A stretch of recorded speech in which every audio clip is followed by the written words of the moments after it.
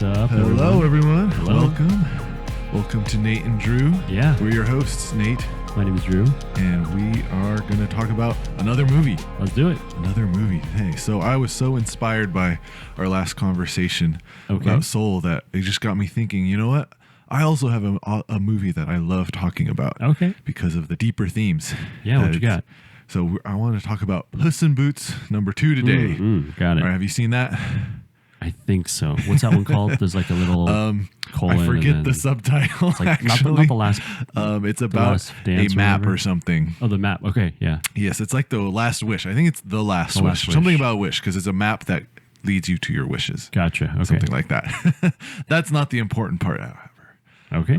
So yeah, I just really wanted to talk about this movie because I thought that it really talks about some interesting and deep topics that we often don't want to talk about, actually. All right. And there's actually a lot of like video essays and stuff people have done on this movie because people, I think, recognize just how well written and how good of a movie it is. There's a lot of people talking about, the villain, how awesome he is. There's the different themes, the structure of the story. But today I wanted to get into one of the I think is actually the key theme of this movie that so many people don't want to talk about, and that is about death. Ooh, death. So, how much do you think about death, Andrew? Less than when I was younger, to be perfectly honest. Okay, interesting.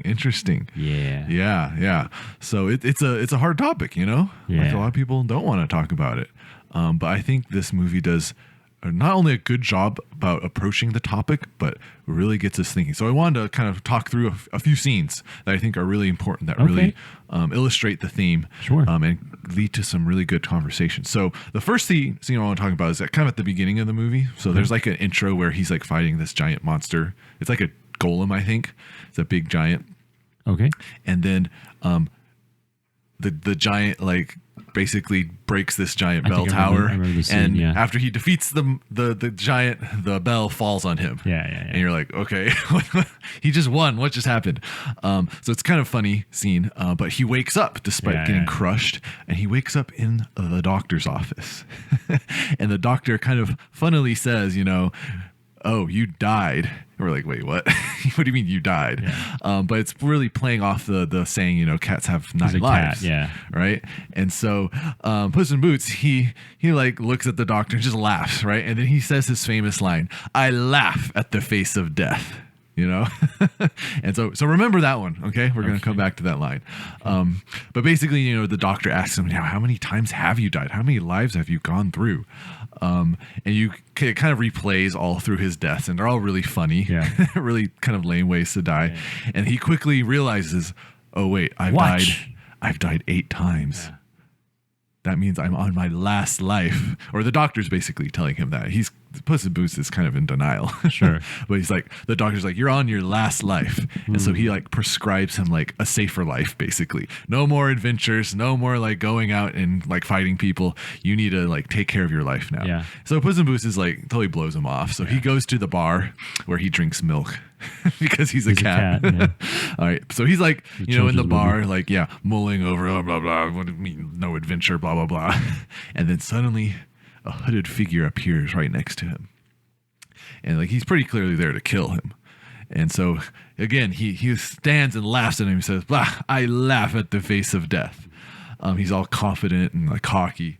And of course, after you've seen the whole movie, that wolf character, the hooded character that's a wolf, is actually death itself. Yeah. So it's very interesting, right? He's literally laughing at the face of death in that moment, but he doesn't know it. Yeah. And so the wolf kind of laughs. He's like, everyone thinks they're going to be the one to defeat me. And of course, in retrospect, that line is a lot more meaningful now because he's death, and everyone thinks they're going to be the person to finally defeat death. Right. So they have a big battle. It's pretty cool. But Puss in Boots is pretty easily bested. And he draws blood. He bleeds. It's kind of symbolizing, wow, he's realizing. He's human, or in this case, he's a cat. He's mortal. He's flesh. He's seeing his mortality. And so he runs away through the sewer basically and gets away. So it's really awesome scene to introduce a villain. It's really gripping and stuff. But I think if we stop and reflect on it, the reason this is actually a really great scene is that it like resonates with all of us. I think the things that are being portrayed and said by death, even though we don't know it's death yet, really resonate with us, right? And I think it's saying something about all of us, actually, each one of us, and how we relate to death. You know, that we're kind of like Puss in Boots, laughing at the face of death. Like maybe we're not literally laughing, right? No one would do that, right? Sure, because we don't have a face to laugh at. Yeah, and we're not gonna like joke about death, or maybe we do joke about death. That's a way to do it. But we're not gonna like be so cocky and say, "Oh yeah, I'm never gonna die." Yeah. But I think we live as though we are laughing at the face of death. Okay. You know what I mean? Like we live as though we have, right? We have 8 lives or something. We live as though, oh yeah, I'm never gonna die, or it's so far away that it basically might as well never happen. Like 80 years. yeah. You know, I think it's really saying something about how our society lives. You know, and I totally agree. You know, like because what does society tell us to prioritize and to value? Money. Like, money, pleasure, feeling good about yourself. You know, getting everything you want. All this stuff that isn't really going to matter when you die. Right? Like if you were to die tomorrow, would all that money you've accumulated, all the fun that you've had, would that really matter to you? No. Not at all, the right? watch band for my watch won't matter. Yeah, like all those things that we get so obsessed about, so caught up about. Yeah. Right? None of that's going to matter when we die. Yeah. And yet those things consume us. And in that way, I think we're all just like Puss in Boots. Like sure, he's like off chasing adventure and glory, and like probably none of us are doing that. But what are the ways that we like live what are the ways we laugh at death? I don't know. What do you think, Andrew? Am I off base, or am I? No, I think you're right. You're right. Yeah, for sure. I think a lot of people just ignore it. They don't think about it. Or my personal favorite, they kind of just think about anything else. Okay. Yeah. Like, I attended a funeral 2 weeks ago, and it was super sad. Yeah. But I think everyone's takeaway was just, you know, you got to move on. You got to think about the positive things in life. You can't dwell on it forever. And on the one hand, I totally see how that's true, right? Yeah. Because you can't just stay stuck in the past. On the other hand, it's like, no one really wants to think about it.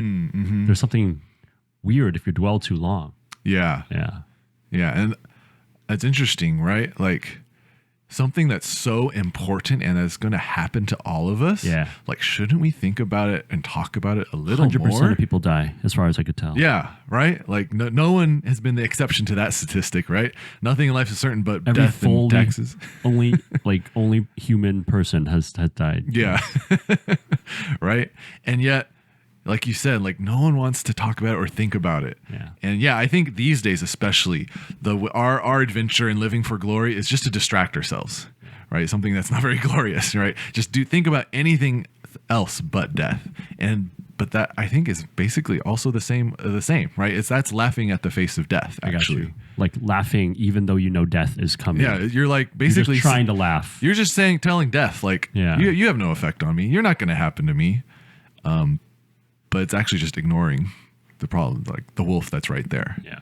That's waiting for us to die.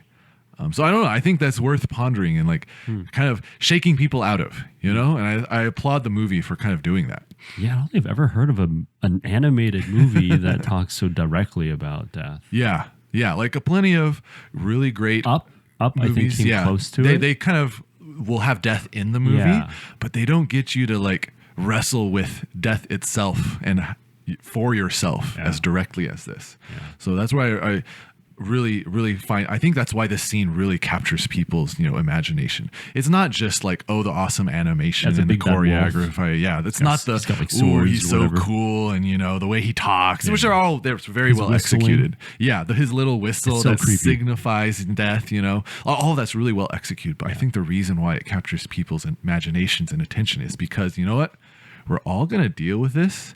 And we all actually can really relate to Puss in Boots, And so kind of moving on, we'll see how this theme kind of keeps coming out. Sure. The next scene I want to talk about is later where he enters what's called the Cave of Lost Souls. It's kind of epic, but basically a bunch of stuff happens and Puss ends up on this quest like follow a magic map that's going to get him this magical thing that's going to give him his wishes, basically. Which he wants lives, I guess. Yeah. And so for him, he's like, all right, I'm going to wish for my 9 lives back, because then I can go back to living normally, right? I can go back to living how everyone else lives, because we're not going to pretend we're not going to die, you know? Well, no one else has 9 lives. Yeah. But yeah, he's a cat. But yeah, basically that's what the movie is saying. And we'll talk about that in a sec. But so he goes on this adventure, and he kind of, on the way, he meets this little dog named Perrito, which is really funny. We could do a whole conversation about Perrito. And then he meets this other cat. I think her name's just Kitty, which is kind of funny. But and so even though he's like insisting, oh no, I'm not in it, to help you guys. We're just on this so I can get my 9 lives back. You can clearly see he's actually becoming their friends. But at one point they get separated while he has the map. So he has the map, but they're separate, and he ends up going into this cave trying to find his way. And so in this cave, he actually meets his past lives. It's kind of interesting. There's like these giant crystals, and his past lives are there, like in the crystals, and they have like their own personalities basically, and they talk to him. Got it. So like from his past 9 lives. All the other times he's died, basically, they're like individual personalities. Got it. And they talk to him and reminisce about all the great and wonderful things they did, back when he was them. It's kind of funny. Yeah. At first he's like really drawn in, right? They start singing and laughing about all his great exploits and stuff. Sure. But while he's kind of doing that, he suddenly remembers, oh wait, like I need to get back to what I was doing. Yeah, he's trying to fight death. And get he's like, map. I got to get my wishes, I need to get back to my friend, my friend dog, and my friend cat. Yeah. And then his past lives like make fun of him. They're like, what? You don't care about other people, man. What happened to the good old days? You've gone soft, basically, right? And they say this interesting line of like, yeah, is Puss goes alone or something like that, and he's riding like a horse alone. He rides alone. Yeah. And you see him thinking, oh like shoot, cowboy. That's how I used to be. Yeah, I used to be like that Lone Ranger. Yeah. And I don't know if the movie is specifically saying this, but I thought it was interesting to think about, like these past lives. It seemed they say they got everything they wanted, right? But you can see Puss really thinking, man, is it worth it to have everything you want but end up alone? Yeah, I mean, he's at the end of the chain, right? The other past lives were the beginning. Yeah, they're like, I have nothing to worry about. Yeah. But here he is now, and like he's thinking, man, is it worth it to have what I want but end up alone, to be by myself, right? Because I think actually another message that society and culture and like TikTok tells us is that, man, you got to look out for yourself. Yeah. You got to just get what you want. Look out for number one, as they say. Do whatever makes you happy. Yeah. Chase after your feelings. But all those messages we get from movies and other movies and videos and people on influencers online, right? They're not going to tell you, well, when you end up with all that, you're going to be alone. Yeah. Right. Yeah, that's like the thing they don't tell you. Yeah. But the thing is, I think it is always going to happen because it makes sense, right? No one else is on that journey to get you what you want. Yeah. Right. Yeah, everyone's on their own journey. Yeah. Everyone's out chasing that for themselves. Yeah. So if you're going to go on this, if your life is going to be like an adventure to please yourself, to get what you want, to look out for yourself, well, naturally you're the only person really interested in doing that. So you're going to be by yourself. Right. And I think we have to really, think about that, like, do we want what we want if it's going to cost us relationships with other people? Right. Because I think that's kind of why our society is the way it is now, with so many lonely people despite all the technological connection. I see. Right. Because we've all been like, it's been so ingrained in us to like just chase what we want, to go after what we want, because that's what the American dream is, or that's what's going to make us happy. Yeah. But that's how you end up with societies like in Japan, where people will die and no one will know for days or weeks. Yeah. It's because everyone's just living their own life. So sad. Right? Yeah. It's so sad. And yet that is the culmination of this kind of American lifestyle of doing everything for yourself is going to lead to. And I think Puss in Boots is like really bringing that to the forefront here, right? Like you see these scenes of him like, so happy, and yet he's so alone. Yeah. So alone. So I don't know. What are your thoughts on that? I mean, no, I agree. I think it was one of my comedians I like, Trevor Noah. He says like different things. When you're on like the toilet It's just you in the toilet. There's no one else that can help you. Yeah. It's just your body, and you're just there against yourself. Death is like that. You die alone. No one ever dies with anybody. Even like in battle, like your death doesn't amount to like a connection where it brings about something that that isn't just sad, right? I think initially people just have to agree that it is sad before anything else, right? You can talk about afterlife. You can talk about what happens, with your body. You can talk about what happens to your friends and, what they take away from your death. But death itself sucks. And the fact that this movie kind of shows the right fear that you ought to have towards it, I think makes it very mature. And Well, speaking of fear, that's like the next thing that comes to mind. Okay. Is because while he's in that cave, dealing with that loneliness, the wolf comes back saying he's drawn to his fear. He's drawn to Puss's fear. And this is the scene where he reveals that he is death, right? He says, I'm death straight up, right? I love his clarity, right? Yeah. He says, I'm death, not metaphorically, not rhetorically, not poetically, not theoretically or any other big word, right? He is death. And I really like that clarity, right? Well, to just be like, this is death. You're going to die. Because, I think we so often try to we shy away from thinking about the truth, by calling things like metaphors or symbols. It makes us feel smart, but it's actually us running away from scary truth that we don't want to deal with.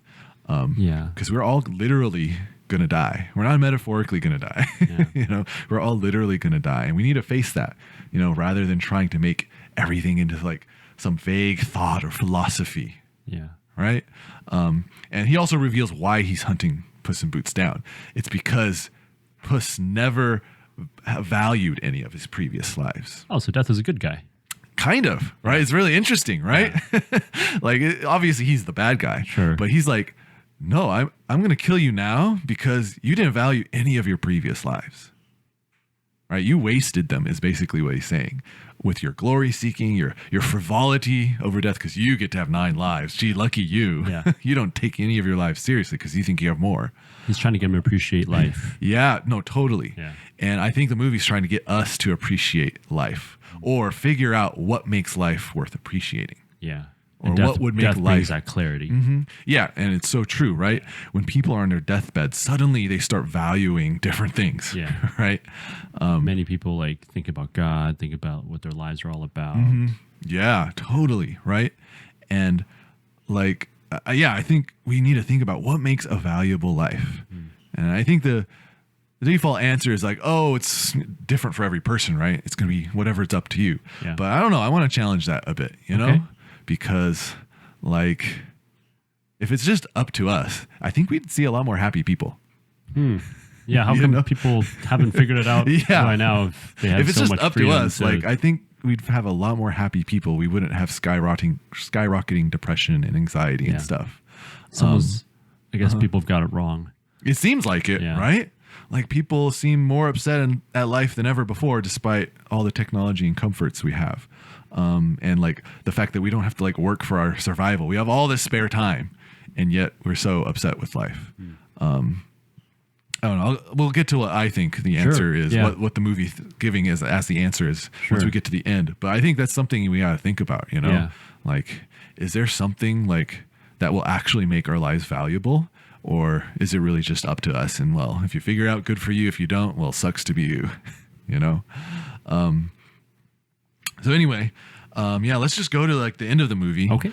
So basically, Puss gets to the magical place with the magical wish with the blah blah blah. Sure. He gets his last wish. Yeah, he has the map and he has a chance to get his last wish basically, even though everyone's kind of going after it. Of course, as the hero, he gets his chance, but death confronts him right there before he can do it.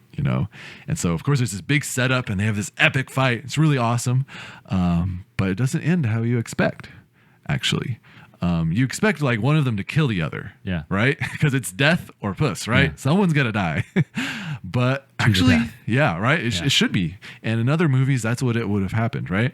But no, in the middle of the fight, death he looks at Puss and recognizes that he has changed. I see. He sees that he's not like going to wish for more lives actually, but he's actually going to value this one life that he has. And what he's going to wish for is going to be for his friends, his new friends, because he's never had friends before. And by not chasing his own personal glory and like ambition, but valuing and appreciating the lives in his life, the relationships in his life, it's like death is like, wow, I'm not here to kill you anymore. Yeah, I've got no reason to kill you. You appreciate life now. Yeah. Like you've kind of solved your problem.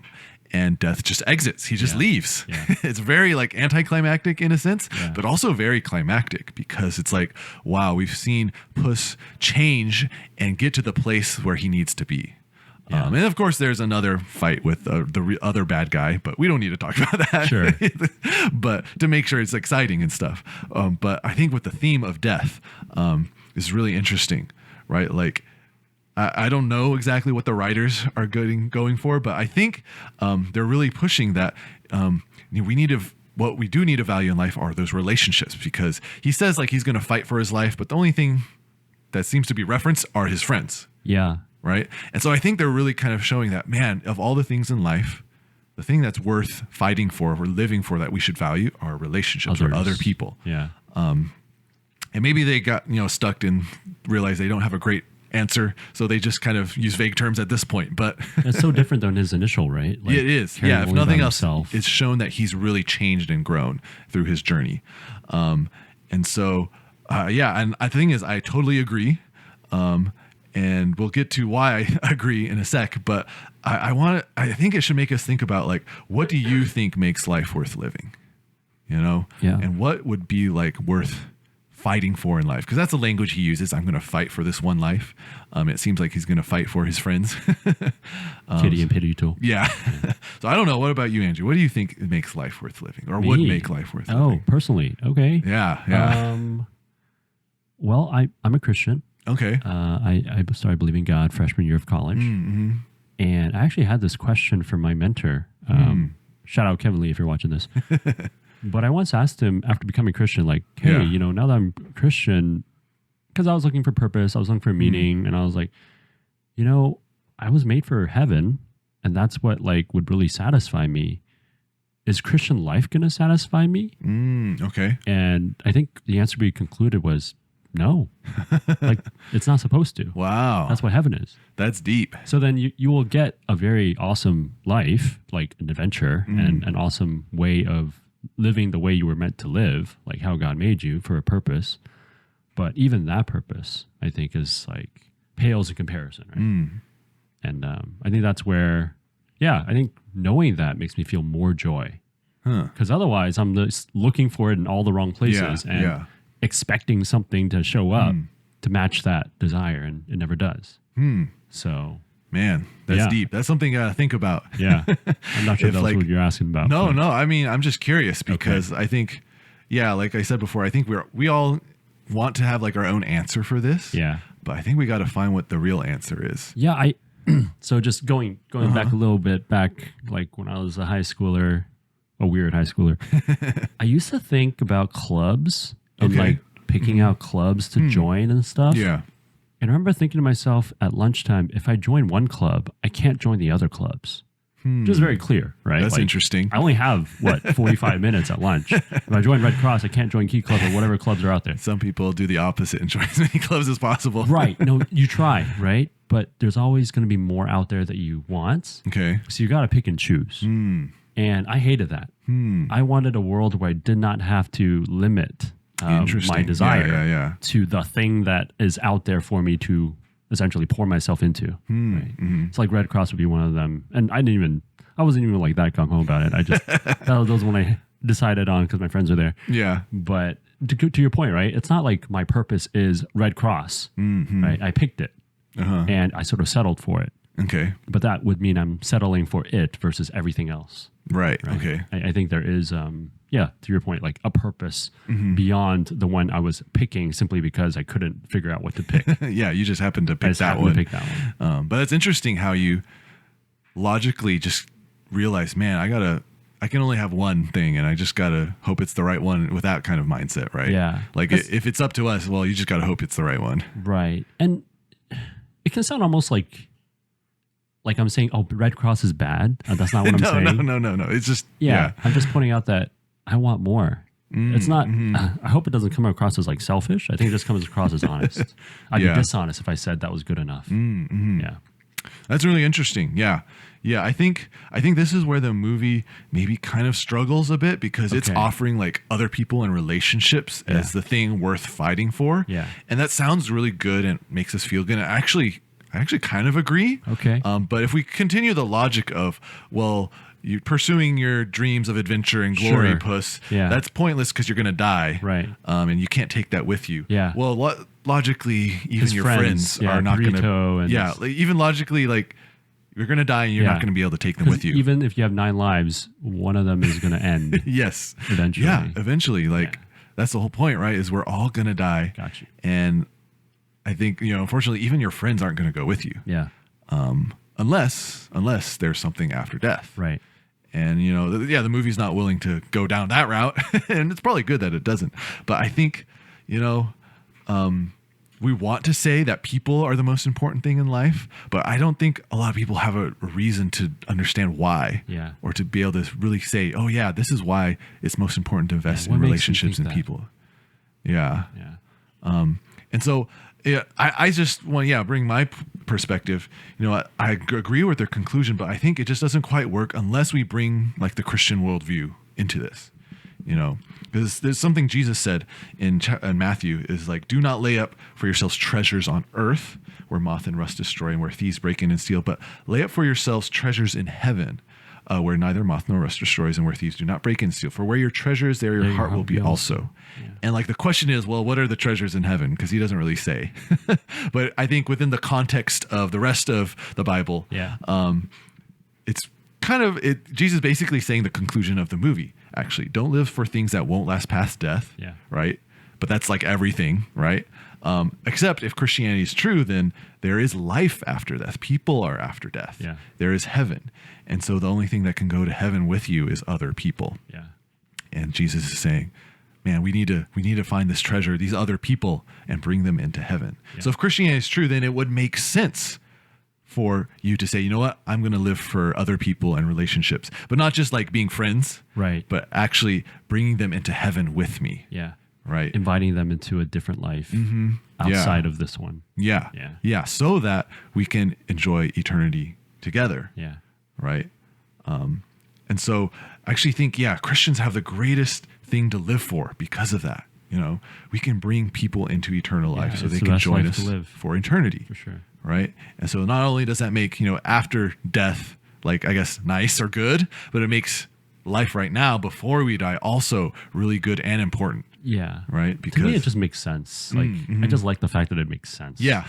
I'll take that. Yeah. Like all this intuition that not only this movie, but I think a lot of movies really present, a lot of different books and media really present is that people are what's most important. Let's stop living for frivolous things. Yeah. But all that said, it's not easy to help people and live life for others. Yeah, definitely. It's not going to feel good all the time. No, yeah. And I think that's why they use the language of fighting for, you know? Like, it's going to be hard. And maybe the movie writers didn't have what I think is in mind, but it's going to be hard for yourself too, right? Yeah. To kind of live for that rather than live for yourself. Yeah. And so I guess like the final question I just want to end with, well, if I'm daring to bring in Christianity, then why Christianity and not some other religion that maybe believes the same thing, right? That might say something similar, right? Live for other people.